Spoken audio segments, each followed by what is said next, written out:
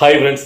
உச்சகட்ட அரசியல் பரபரப்பில் தமிழ்நாடு அரசியல் போயிட்டு இருக்கு. இந்த சூழ்நிலையில் இன்னைக்கு தளபதி விஜய் அவர்கள் திருச்சி கிழக்கில், அதாவது யாருக்குமே பெரம்பூர், ரெண்டாவது திருச்சி கிழக்கிலையும் போட்டிடுறாருல, அங்கே வேட்புமனுவை தாக்கல் பண்ணிட்டு பிரச்சாரத்தை மேற்கொண்டு விட்டார். ஸோ அதை பற்றி தான் நம்ம இன்னைக்கு பேச போகிறோம். அதுக்கு முன்னாடி நேற்று எப்போ நம்ம அந்த டிவிகே கேம்பெயின் சாங்கை கேட்டோமோ பார்த்தோமோ அதுலேருந்து இந்த மண்டைக்குள்ளேயே ஓடிட்டு இருக்கு சில லைன்கள்லாம். நேற்றே நம்ம அதை பற்றி, அந்த சாங்கை பற்றி நாங்கள் விரிவாக பேசிட்டோம். இருந்தாலும் இன்னைக்கு அந்த நம்ம எப்படி வந்து பார்த்தீங்கன்னா அந்த டைலாக்கை பேசணுமோ அந்த வார்த்தைகளை, அதே இதை இன்னைக்கு பிரச்சாரத்திலையும் விஜய் அவர்கள் அதே டைலாக்கை அந்த பாட்டை பாடினாரு. ஸோ நல்லா இருந்துச்சு. சரி, ஒட்டு மொத்தமாக நம்ம அதை பற்றி பேசிடலாம். ஃபர்ஸ்ட் இன்னைக்கு திருச்சியில் வந்து கால் பதிக்கிறார். ரெண்டாவது முறையாக திருச்சி விஜய் அவர் வராரு. ஸோ அதே மாதிரி பயங்கரமான மக்கள் வெள்ளத்தில் வந்துட்டே இருக்காங்க. அதை ரோட் ஷோ மாதிரியே மேலே ஏறிட்டாரு. ஸோ வந்துட்டு இருக்க வழியில் சட்டார்னு பார்த்தீங்கன்னா இடையில ஒரு பெண் வந்து பார்த்தீங்கன்னா கிராஸ் ஆகி கீழே வந்துட்டாங்க. அதாவது பைக்கில் ஸ்கூட்டியில் இருந்தவங்கள உடனே விஜய் அவர்கள் இறங்கிட்டார். அதாவது பிரச்சார வேன்லேருந்து இறங்கி போய் அவங்ககிட்ட போய் என்னமா ஒன்றுன்னு அடியில் பல்ல பார்த்துப்போங்க அப்படின்னு சொல்லிட்டு திரும்ப வண்டியில் கிளம்பி வந்தார். வந்து நேராக வந்து பார்த்தீங்கன்னா திருச்சி கிழக்கில் வந்து பார்த்தீங்கன்னா வேட்புமனு தாக்கல் செஞ்சுட்டாரு. தாக்கல் செஞ்சு வெளியில் வந்த உடனே அங்கே ஆல்ரெடி இந்த பக்காவாக ஏற்பாடு பண்ணி வச்சிருந்தாங்க. அதாவது பெரம்பூரில் பண்ணி வச்சிருந்தாங்களா, அந்த மாதிரியே பார்த்தீங்கன்னா மக்கள் நெருங்க முடியாத அளவுக்கு பேரிகார்டெலாம் போட்டு பக்காவாக இருந்துச்சு. அதில் எம்ஜிஆர் சிலை ஒன்று அதுக்கு பக்கத்தில் தான் கரெக்டாக பிளான் பண்ணியிருக்காங்க. ஸோ அவர் வந்து பார்த்தீங்கன்னா திருச்சி விளக்கில் அந்த வேட்புமனு உள்ள போய்ட்டு தாக்கல் பண்ணிட்டு வெளியில் வந்து நேராக எம்ஜிஆர் சிலைக்கு மாலை அணிச்சிட்டு அப்படியே கையை உயர்த்தி அவர் கொடுத்த போஸு நிறைய பேர் இதயங்களில் உண்மையிலேயே வலிக்கும். நிறைய விமர்சனங்கள்லாம் வரும் இன்னைக்கு. அதுவும் குறிப்பாக யார்கிட்ட இருந்து வரும், ஏடிஎம்கே சைட்லேருந்து வர வாய்ப்பு இருக்குது. ஸோ அது கொஞ்சம் ஒரு ஆப்டாக இருந்துச்சு. எம்ஜிஆர் பக்கத்தில் இவர் நின்று கையை உயர்த்தி ஒரு போஸ் கொடுத்து நல்லா இருந்துச்சு. அதுக்கப்புறம் பார்த்தீங்கன்னா பிரச்சாரத்தை மேற்கொண்டார். மேலே ஏறிட்டு பேச ஆரம்பித்தார். இதில் பார்த்தீங்கன்னா கேஷுவலாக ஸ்டார்டிங்லேருந்து என்ன எல்லோரும் சாப்பிட்டீங்களா, காலையிலே ரொம்ப நேரம் வெயிட் பண்ணிருக்கீங்க போல், கொஞ்சம் நேரம் ஆச்சு, சக்குன்னு முடிச்சிடுறேன் அப்படின்னு சொல்லிட்டு ஆரம்பிச்சிரு. ஏன்னா எல்லாருக்கும் கேஸ்லாம் கிடச்சிருக்கா, கேஸ் பிரச்சனை ஒன்றும் இல்லையே, கேஸ் புக் பண்ணால் புக் ஆகுதா அப்படின்னு கேட்டார். உண்மையிலே அந்த பிரச்சனை எல்லாருமே அனுபவிச்சிருப்போம். அதனால் அதை கேட்டுட்டு என்னங்க பண்ணுறது, மேலே இருக்கிறவங்க கொஞ்சம் உஷாராக இருந்திருந்தா, இங்கே இருக்கிறவங்க கொஞ்சம் முன்னெச்சரிக்கையாக இருந்தால் இதை தடுத்துருக்கலாம். ஆனால் என்ன பண்ணுவாங்க, இவங்க தான் இப்படி பண்ண மாட்டாங்களே, மக்களை கேட்டுக்கிட்டு போனால் அவங்களுக்கு என்ன. இப்போ நம்ம மு.க. ஸ்டாலின் அவர்கிட்ட நம்ம கேட்டோம் அப்படின்னா அதுக்கு நாங்கள் என்ன பண்ண முடியும், அவங்க தானே காரணம் அப்படின்னு சொல்லுவாங்க. அதே இது அவங்க வீட்டில் ஒரு ரைடு பிரச்சனை அப்படின்னா நேராக டெல்லிக்கு போயிட்டு வருவார். இப்போ இந்த கேஸ் பிரச்சனைக்காக கொஞ்சம் டெல்லிக்கு போயிட்டு வந்துருக்கலாம் சார், அதையும் சார் பண்ண மாட்டேங்க, கொஞ்சம் பிரயோஜனமாவது மக்களுக்கு இருந்துக்கலாம் சார் அப்படின்னு நறுக்குன்னு கேட்டார். சரியான பாயிண்ட்டு. அதை தொடர்ந்து ஆட்சிக்கு வந்த உடனே நாங்கள் வந்து கேஸ் சிலிண்டருக்கு ஒரு 100 ரூபாய் மானியமாக கொடுக்கப்படும் சொன்னாரே, செஞ்சாரா? சர்க்கரை வந்து 1 கிலோ நாங்கள் எக்ஸ்ட்ராவாக கொடுத்தாரா? கரும்புக்கு ஆதரவு விலையாக 4000 ரூபா கொடுப்பனர் கொடுத்தாரா? உளுத்தம் பருப்பு கொடுக்கப்படும் சொன்னார், கொடுத்தாரா? ஸோ இப்படி தாங்க எல்லாமே பொய் வாக்குறுதிகள். ஸோ இந்த பொய் வாக்குறுதி கொடுக்குற அந்த ஸ்டாலின் சார் நம்பவே நம்பாதீங்க. அந்த திமுக தீய சக்தியை தூக்கி போடுங்க. நாம் அப்படி கிடையாதுங்க. நாம் சொன்ன மாதிரி இந்த விஜய் பொய் சொல்லி உங்களை ஏமாற்ற மாட்டான். எந்த காலத்தில் சொன்னதை கரெக்டாக செய்வேன். இப்பவும் சொல்கிறேன், அதாவது அன்னபூர்ணி 6 திட்டம் 6 சிலிண்டர்கள் உங்களுக்கு நான் சொன்ன மாதிரியே கொடுப்பேன். அது மட்டும் இல்லாமல் என் தங்கைமார்கள் கல்யாணமாகி போகும்போது 1 பவுன் தங்கமும் பட்டு சிலையும் கொடுப்பேன்னா அதையும் செய்வேன். அதே மாதிரி எங்கள் தமிழ்நாட்டுக்குள்ளே நீங்கள் எந்த ஊர்லேருந்து எந்த ஊருக்குனாலும் இலவசம் பஸ்ஸில் போகலாம், எந்த பஸ்ஸில்னாலும் போகலாம். அதெல்லாம் நான் ஆணித்தரமாக நான் செஞ்சு காட்டுவேன் அப்படின்ட்டு பகிரங்கமாக அடித்து தூக்குறாரு. ஸோ இந்த இடத்துல தான் நம்மளுக்கு இதை பற்றி நம்ம யாருமே விமர்சனம் பண்ணியிருக்கோம், தனி வீடியோ இதுக்கு முன்னாடி போட்டிருந்தோம். அதாவது இந்த இலவசம் கொடுக்கறது பார்த்தீங்கன்னா கொஞ்சம் கஷ்டமானது. அதாவது 1 பவுன் தங்கம், இல்லை இதுக்கு முன்னாடி பார்த்தீங்கன்னா ஜெயலலிதா ஆட்சி காலத்தில் அவங்க கொடுத்துருக்காங்க, அவங்க 1/2 பவுன் தங்கமும் இது கொடுத்தாங்கன்னு நினைக்கிறேன். ஸோ அதை செயல்படுத்தியிருக்காங்க. ஆனால் தமிழ்நாட்டுக்குள்ளே எந்த ஊர்லேருந்து எந்த ஊர்னாலும் இலவசமாக போகிறது அவ்வளோ சாதாரணப்பட்ட விஷயம் கிடையாது. ஏன்னா பெண்கள் தான் எனக்கு தெரிஞ்சு அதிகமாக பஸ்ஸில் பயணிக்கிறவங்க. எல்லா பஸ்லையும், அதாவது பார்த்தீங்கன்னா அவர் இந்த மாதிரி பஸ் தான், இந்த ப்ளூ பஸ் அப்படின்னு சொல்லி திமுக ஆட்சி பண்ண மாதிரிலாம் பண்ணல, எல்லா பஸ்லையும் ஃப்ரீன்னு சொல்லியிருக்காரு. ஆனால் ஒரு நல்ல விஷயம் தான். அதெல்லாம் எப்படி செயல்படுத்த முடியும் அப்படிங்கிறது ஒரு பெரிய ஒரு கேள்விக்குறி. அது இல்லாமல் 6 சிலிண்டருங்கிறது சில வீடுகளில் வந்து பார்த்தீங்கன்னா 6 சிலிண்டரே போதும் ஒரு வருஷத்துக்கு. அவங்களுக்கு வயசானவங்களாம் இருந்தாங்கன்னா 6 சிலிண்டர் வச்சு யூஸ் பண்ணிவிடுவாங்க. அதிலே ஃப்ரீயாக ஃபுல்லாகவே கிடச்ச மாதிரி இருக்கும். இந்த மாதிரி இலவச திட்டங்கள் தான் எப்படி செயல்படுத்த போகிறான்னு தெரில, பார்க்கலாம். அது அவருடைய கான்ஃபிடன்ட் லெவலில் இருக்குது, விஜயனுடைய கான்ஃபிடன்ட் லெவல். சரி, இதுக்கு அடுத்தாப்புல ஒன்று சொன்னார், அது உண்மையிலேயே நம்ம வந்து மிகச்சிறந்ததாக நம்ம இதுக்கு முன்னாடி நம்ம பாராட்டின விஷயம். அதாவது இந்த ஸ்கூல் காலேஜில் வந்து பார்த்தீங்கன்னா பெண் பிள்ளைகளுக்கு தாழ்பால் கழிப்பிட வசதி நாங்கள் சரியான முறையில் நம்ம ஒரு தரம் வாய்ந்த கழிப்பிட வசதி நம்ம கட்டி கொடுக்கணும். அதுக்கு வந்து தாழ்பால் சரியான தாழ்பாலப்படப்பட்ட ஒரு கதவு அமைக்கிற மாதிரி அந்த பாத்ரூம் வசதி இருக்கணும் அப்படின்னு சொல்லியிருந்தாரு. அதை நம்ம அப்போயே வெகுவாக பாராட்டியிருந்தோம். இப்போ அதை ஆணித்தரமாக அழுத்தி சொல்கிறாரு. ஏன்னா அவர் அன்னைக்கு சொன்ன மாதிரி இன்றைக்கி வந்து பார்த்தீங்கன்னா நான் சொன்னல, அப்போ நான் சொல்லும் போது நிறைய பேர் அதை கிண்டல் கேலி பண்ணாங்க. இப்போ ஒரு +2 படிக்கிற மாணவி அந்த கழிப்பிட வசதி இல்லாதனால அந்த காட்டுப்புறமாக ஒதுக்க போகும்போது என்னானங்க பார்த்தீங்கல்ல, இப்போ அந்த உலகத்திலே இல்லை. ஸோ அதை நம்ம வந்து ஒவ்வொரு பெண் பிள்ளைகளுக்கும் பாதுகாப்பாக நம்ம இருப்போம் அப்படின்னு அடித்து தூக்குறாரு. ஸோ அந்த வகையில் பார்த்தீங்கன்னா இதில் ஃப்ளோவில் பேசிட்டே வரும்போது ஒரு இடத்துல வந்து பார்த்தீங்கன்னா நான் வந்துட்டு என் மக்கள்கிட்ட தான் நான் கேட்குறேன், எனக்கு உங்ககிட்ட உரிமை இருக்குல்ல, எனக்கு நான் உரிமைப்பட்டவன் கேட்குறேன், எனக்கு ஒரு வாய்ப்பு கொடுங்க அப்படிங்கிறாரு. அதுக்கெல்லாம் கரகோசம் அல்லது விஜயவர்கள் அப்படி பேசி நம்ம பார்த்து கிடையாதுல்ல. ஸோ அதுக்கப்புறம் இந்த தடவை எக்ஸ்ட்ராவா இப்போ காங்கிரஸ் திமுக கூட சேர்ந்துருக்குல்ல, அதையும் நல்லா கேவலமாக விமர்சி விட்டாரு. அதாவது இப்போ வந்து காங்கிரஸை கைக்குள்ளே போட்டு சொல்லாமல் எல்லா படத்தை போட்டு கைக்குள்ளே வச்சுக்கிட்டாங்க அப்படிங்கிற மாதிரி இந்த கதை சட்டை போட்ட காங்கிரஸையும் சொல்லி காங்கிரஸை கேவலம் விமர்சனம் பண்ணுறாரு. அதே மாதிரி பிஜேபியும் பார்த்தீங்கன்னா காவி கூட்டம்னு விமர்சனம் பண்ணுறாரு. திமுக அதாவது பிஜேபி ரெண்டுமே ஒன்று தான், நீங்கள் யாருக்கு ஓட்டு போட்டாலும் அவங்களுக்கு போடுற மாதிரி தான் அப்படின்ட்டு மறைமுகமாக ரெண்டு பேருமே கூட்டணி இருக்காங்கிறத ஆணித்தரமாக பதிவு பண்ணுறாரு இந்த இடத்துல.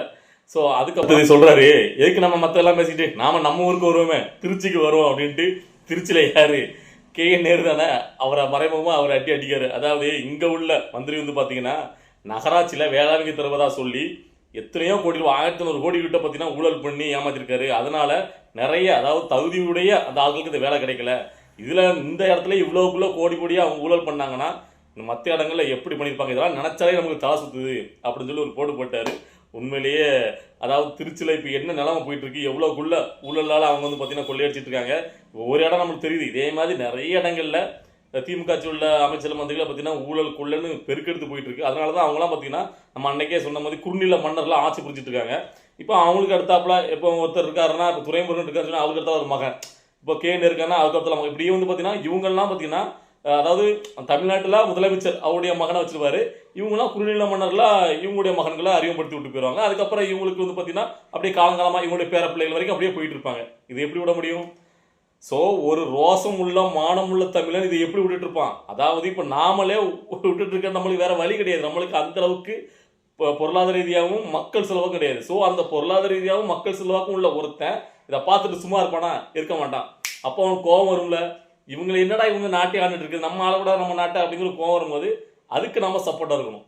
விஜய்க்கு நான் ஏன் சப்போர்ட்டாக இருக்குங்கிறது புரியுதா? அதாவது இங்கே தமிழ்நாட்டை எந்த குடும்பத்துக்கும் பட்டா போட்டு எழுதிலாம் கொடுக்கல. நான் திரும்ப சொல்கிறேன். ஏன்னு கேட்டிங்கன்னா நேற்று ஒரு கமெண்ட் நம்முடைய வீடியோக்கு நம்ம பொதுவாக நெகட்டிவ் கமெண்ட் நம்ம பெருசாக அதுக்கு நம்ம ரிப்ளை பண்ண மாட்டோம். ஆனால் சில நேர்மையாக நம்மகிட்ட கேட்டுருந்தாங்க மரியாதையோடு அப்படின்னா அது நம்ம பதில் சொல்லுவோம். அதில் ஒருத்தர் கேட்டிருந்தார், என்னன்னா இப்படி போய் விஜய்க்கு சப்போர்ட் பண்ணுறீங்க, அந்த கட்சியில் பார்த்தீங்களா என்னென்ன நடந்துட்டு இருக்குன்னு. அவரே வந்து பார்த்தீங்கன்னா முழுசாக வெளியே வர மாட்டேங்காரு. அவங்க கட்சியில் உள்ள வேட்பாளர் நியமிச்சிருக்காங்க, அதிலே பார்த்தீங்கன்னா பாதி பேருக்கு மேலே குச்சப்பணியில் உள்ளவங்களா இருக்காங்க, மாற்று கட்சியில் வந்திருக்காங்க, உடனே வாய்ப்பு கொடுத்துருக்காரு அப்படி இப்படின்னு. நீங்களாம் போய் சப்போர்ட் பண்ணலாமா அவருக்கு அப்படின்ட்டு. எப்பா நாம் வந்து என்ன பண்ணாலும் ஆதரிக்கூட கிடையாது, நல்லா புரிஞ்சுக்கணும். அந்த குச்சப்பணின்னு உள்ளவங்க இப்போ விஜயவர் கட்சியில் ஒருத்தர் அறிமுகப்படுத்துறாங்க அப்படின்னா உடனே அவங்க மேலே எல்லாரையும் இப்படி ஆராய்ச்சி பண்ணி பின்புலத்தை பார்த்து இதில் இது பண்ணியிருக்காரு அது பண்ணியிருக்காரு உடனே தூக்கி வெளியே கொண்டு வருவாங்க. இது வந்து எல்லா கட்சியிலையும் இல்லைன்னு நீங்கள் சொல்ல வரீங்களா? எல்லா கட்சியிலுமே குச்சப்பணியில் உள்ளவங்க இருக்காங்க, அவங்களுக்கு வாய்ப்பு கொடுக்கப்பட்டிருக்கு. விஜயனா மட்டும் அப்படி தான் தூக்கிட்டு வருவாங்க. அதுக்காக நான் அதை பண்ணுறது சரின்னு சொல்லலை, தப்பு தான். இப்போ குச்சப்பணியில் செல்லப்பட்டிருக்கவங்களுக்கு குச்சம் நிரூபிக்கப்படுமே, ஆனால் அவங்கள மாற்றணும், அதில் வந்து மாற்றுக்கிறது கிடையாது. விஜயவர்களே மேடையில் அடுத்த கட்சியில் குச்சப்பணியில் உள்ளவங்களும் விமர்சனம் பண்ணியிருந்தார். ஸோ அப்படிங்கும்போது தான் கட்சியில் அப்படி வேட்பாளர் கொடுக்கப்பட்டிருந்துச்சு, அவங்களுக்கு வாய்ப்பு கொடுக்கப்பட்டுச்சுட்டு அவங்க வந்து தப்புனா அதை வந்து நீங்கள் மாற்றுங்க அப்படின்னு நானே பேசியிருக்கேன். ஸோ அப்படி பேசிட்டு விஜய் அவருக்கு ஏன் நம்ம சப்போர்ட் பண்ணுறோன்னு கேட்டிங்கன்னா நல்லா புரிஞ்சுக்கணும். அதாவது இங்கே வந்து பார்த்தீங்கன்னா ஒரு குடும்பம் தான் அந்த தமிழ்நாட்டை ஆளணும் அப்படின்னு சொல்லிட்டு அந்த கட்சியில் பண்ணாத தப்புகளா? அப்போ அந்த கட்சியை ஒழிக்கணும், தமிழ்நாட்டிலேருந்து அகற்றணும் அப்படின்னா அதுக்கு மிகப்பெரிய ஒரு சக்தியாக ஒருத்தர் தேவைப்படுறாரு, மக்கள் சக்தி கொண்டவர். புரிஞ்சுக்கணும்னு நினைக்கிறேன். அதாவது நீங்கள் உடனே அப்போ நாம் தமிழருக்கு சப்போர்ட் பண்ண கூட கேட்பீங்க. நாம் தமிழர் கடைசி வரைக்கும் பார்த்தீங்கன்னா அவங்க அதாவது திமுகவுக்கு மறைமுகமாக முட்டு கொடுத்துக்கிட்டு திமுகவை எதுக்குற மாதிரி யாரெல்லாம் வந்தாங்கன்னா அவங்களுக்கு எதுக்குறதா தங்களுடைய வேலை சொல்லி கங்கன் கட்டிட்டு பார்க்குறாங்க. ஸோ அப்படி இருக்கும்போது அப்போ நீங்கள் வந்து நாம் தமிழருக்கு சப்போர்ட் பண்ண சொல்கிறீங்களா? இல்லை கேட்குறேன். நாம் தமிழ் கட்சி பண்ணுற வேலைகளை இப்போ பார்த்துட்டு இருப்பீங்களா? எங்கேயாவது திமுக அடிக்காங்களா, திமுக விமர்சனம் பண்ணுறாங்களா? 24 மணி நேரம் விஜய் விமர்சிக்கணும், விஜய் என்ன பண்ணுறாரு அதை மட்டும் சொல்லணும் மட்டும்தான் அவங்களோட குறிக்கோளாக இருக்குது. அப்படிங்கும்போது இருக்கிறவங்கள பார்க்கும்போது அவங்களுக்கு எவ்வளோ விஜய் மேலே. விஜய் வந்து புதுசாக ஒரு கட்சி ஆரம்பிச்சாரு. அவர் வந்து பார்த்தீங்கன்னா அவர் கட்சி ஆரம்பிச்சு என்னெல்லாம் சொன்னானுங்க. அவர் வந்து பார்த்தீங்கன்னா பேர் அறிவிக்க மாட்டாருங்க, கொடி அறிவிக்க மாட்டாருனாங்க, முதல் மாடெல்லாம் போடவே மாட்டாருனானுங்க, இப்படி வரிசையாக சொல்லிட்டே இருந்தானுங்க. அவர் வந்து பார்த்தீங்கன்னா கரூர் சம்பவத்துக்கு அப்புறம் அவ்வளோதான் கட்சியை மூடிட்டாங்கன்னாங்க. ஒவ்வொரு விமர்சனம் தாண்டி சொன்ன மாதிரி நின்று அதை சமாளித்து வராரு. அவர் சமாளித்து வரும்போது ஒவ்வொரு தொகுதியிலும் ஒரு ஆட்களை நிப்பாட்டும் போது உண்மையிலே அது நம்ம ஜெயிக்கணும் அப்படின்னு நினைக்கும் போது அதுக்கேற்ற மாதிரி ஒரு ஆட்கள் தான் போட முடியும். ஏன்னா அவர் புதுசாக வராரு. அவர் நினைச்ச மாதிரி கூட்டணிகள் அமையல. அவர் முதல்ல தெளிவாக சொன்னார், அதாவது நம்ம ஆட்சியில் அதிகாரத்தில் பங்கு கொடுக்கும், கூட்டணி வந்தால் நம்ம சேர்த்துட்டோம்னாரு. அவர் நினைச்ச மாதிரி வரலங்கும் போது வேறையாட்டி அடிமையா, அதாவது பார்த்தீங்கன்னா நாமளாம் சொன்னாலாம் போய் சேர்ந்தா கூட அவருக்கு ஒரு எதிர்க்கட்சி தலைவர் பதவி கிடைக்குமே, ஒரு துணை முதலமைச்சர் கிடைக்குமே, இவர் இப்போ சேர்றது கூட ஒரு வேலை நல்லது தான் அப்படின்னு கூட ஆனால் அந்த சூழ்நிலை கூட நம்ம சொன்ன மாதிரி அந்த வாக்குறுதி மாறிடக்கூடாது, என்னாலும் பரவாயில்லன்னு சொல்லி மற்ற கூட்டணி கூட அவங்க தலைமையை ஏற்று போகாம என் தலைமையில தான் நான் தான் அப்படின்னு உறுதிபூர்வம் நிற்கும் போது சில சமரசங்கள் சில முடிவுகள் முன்னுக்கு இருக்கதான் செய்யும். அதுக்காக விஜய் தலைமையை நம்ம வந்து பார்த்தீங்கன்னா தவறாக நினைக்கிறது எந்த வகையில் சொல்ல முடியும்? இங்கே மாற்றங்கிறது கண்டிப்பாக தேவை. இந்த திராவிட கட்சிகளுக்கு மாற்றா இன்னொரு கட்சி தேவை. அதுக்காக விஜய் பண்ணுற எல்லாமே சரிதான் அப்படின்னு நான் விட்டுவிடுறது கிடையாது. இப்போதைக்கு விஜய்க்கு வந்து சப்போர்ட் பண்ணணும். ஏன்னா இங்கே நீங்கள் பார்த்தா தெரியும், ஒட்டுமொத்தமாக எல்லாரும் சேர்ந்துக்கிட்டு விஜய் தான் எடுத்து நிற்கும். நீங்கள் நல்லா பாருங்க, எல்லா கட்சியும் விஜய் தான் எடுத்து நிற்கி. எதுக்கு? விஜய்கிட்ட ஒரு பெரிய இளைஞர் படம் இருக்குது, மக்கள் சக்தி இருக்குது. அவர் எங்கே ஒரு பெரிய சக்தியாக வளர்ந்து வளர விடக்கூடாது அப்படிங்கிற நோக்கத்தில். அதாவது இவங்கள பொறுத்த வரைக்கும் ஒன்று நீ ஆளு இல்லை நான் ஆளு, 2 பேரில் தான் யாராவது இருக்கணும். திமுக அதுக்கு வேணா மாறி அடுத்த தடவை அவங்க வந்துடலாம். ஒரு 5 வருஷம் இவங்க வந்தாலும் அடுத்த 5 வருஷம் அவங்க வந்துடலாம். புதுசாக ஒருத்தனை வளர விட்டுட்டா விடக்கூடாது, அது தப்பு, நம்ம அழிஞ்சு போயிடுவோம் அப்படிங்கிற பயத்தை இருக்காங்க. அதனால தான் விஜய் அவர்களுக்கு மேலே இவ்வளோக்குள்ளே பண்ணணும் எதிர்ப்புகள்லாம். யாருக்குனே விஜயகாந்த் இப்படி தான் வளர்ந்து வரும்போது சோழியை முடிச்சிட்டாங்க, மக்கள் நல கூட்டணி ஒன்று அமைச்சு. நல்ல வேலை விஜய் அவர்கள் அதை பண்ணலை, கரெக்டாக தான் போகிறாரு போல. சரி, ஓகே. இதனால தான் நம்ம விஜய் சப்போர்ட் பண்ணிருக்கோம். புரிஞ்சுக்கணும்னு நினைக்கிறேன் உங்களுக்கு. அதாவது அந்த கமெண்ட் வச்ச நண்பருக்கு, அதாவது எப்போ யாருக்கு எந்த நேரத்தில் சப்போர்ட் பண்ணு இருக்கு, அதை நோக்கி தான் நம்ம பயந்துட்டு இருக்கோம். அதுக்காக விஜய் அவர்கள் பண்ணக்கூடிய எல்லா இதையுமே என்ன பார்த்தீங்கன்னா சரிதான் அப்படின்ட்டு நான் ஏற்றுக்கொண்டு போகிறவன் நான் கிடையாது. என்ன ஆரம்பத்துலேருந்து பார்த்தவங்க தெரியும். இப்போ விஜய்க்கு சப்போர்ட் பண்ணி எனக்கு தோணுது, நான் சப்போர்ட் பண்ணுறேன். ஓகேவா? சரி, உங்களுக்கு வேறு ஏதாவது விமர்சனம் இருந்தால் கமெண்ட் சொல்லுங்கள், அடுத்தாப்புல நம்ம பேசலாம். ஸோ அதுக்கப்புறம் கடைசி ஃபைனலாக வந்து பார்த்தீங்கன்னா பாட்டு படிப்பார் நான் எதிர்பார்க்கவே இல்லை. அதாவது நம்ம இப்போ ஃபர்ஸ்ட் சாங்கில் படித்தோம்ல நேற்று கூட, நான் தன்னந்த நீ ஆளு நீ ஏல நம்ம பாரு கொஞ்சம் நகர்ந்தேன்னா நான் 8 கோடி பேர் அப்படின்னு சொல்லி அந்த சாங்கை படிக்கிறாரு. ஸோ அந்த லைன் அவங்களே சூப்பராக இருந்துச்சு. அதனால தான் நம்ம ஏற்கனவே நம்மளே திரும்ப 2-3 தடவை பாடிட்டோம். கடைசியாக ஃபைனலாக முடிச்சுட்டு வாக்கு கேட்டு போயிட்டாரு. இப்போ அங்கே வந்து திருச்சி வந்து கிளம்பிட்டாரு. இப்போ அடுத்தாப்புல எங்கே அடுத்த தொகுதியை கவர் பண்ண போகிறாங்க, இல்லை நாளைக்கு வேறு எந்த தொகுதியும் கவர் பண்ணுறாங்கிறது இன்னும் நமக்கு தெரியல. அடுத்தடுத்த கட்ட அரசியல் நிகழ்வை பார்த்துட்டு நம்ம அதை பற்றி பேசுவோம். ஒட்டுமொத்தமாக இன்னைக்கு இந்த அரசியல் நிகழ்வுலாம் பார்க்கும்போது உங்களுக்கு என்ன தோணுது, நீங்கள் என்ன நினச்சிங்க, இந்த வீடியோ பார்க்கும்போது உங்களுடைய கருத்துக்களை கமெண்ட்டில் பதிவு பண்ணுங்கள். நம்ம அடுத்த வீடியோவில் பார்க்கலாம். அடுத்த கட்ட அரசியல் நிகழ்வை பார்த்துட்டு நம்மளுடைய வீடியோ வரும். ஓகேவா? பாய்.